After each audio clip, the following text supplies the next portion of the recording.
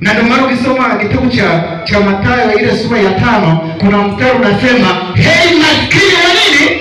Wa roho. Pale imesema maskini wa nyumba? Hapana. Imesema maskini wa nguo? Imesema maskini wa kukosa gari? Hizo gari zinatokea wapi? Wewe umeshapewa gari, unayo, unatembea nayo, unatafuta nini?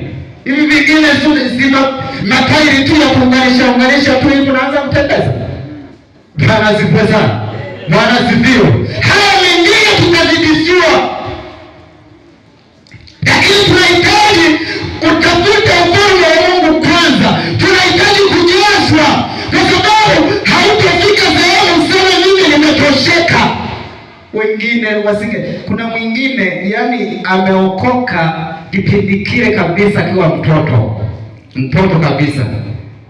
Napenda kusema kwamba mimi tangu nazaliwa nasikia Yesu anakuja. Hawasema atakuja, na Biblia inasema anakuja, na alivyoondoka aliwaacha wanafunzi akawaambia naenda na narudi, ili takapokuwa na nyinyi mfanyaje? Miaka 2000 na ngapi imeisha. Kuna wale walio kule wamekufa, wamefanya nini? Bwana asifiwe. Kwa hiyo katika ulimwengu wa roho bado sisi ni wahitaji, bado sisi ni maskini, kwa sababu tunahitaji kuendelea kujazwa. Na ndio maana wanakwenda wanahitaji kuimba, wanasifa waimbe, wakuhubiri wahubiri.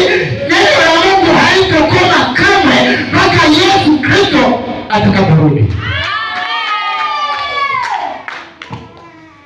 Kama unajua anakuja lini?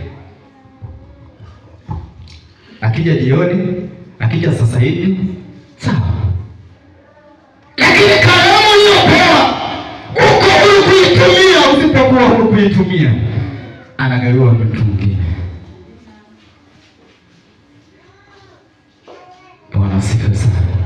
Biblia inasema kwamba mtu akitolewa pepo,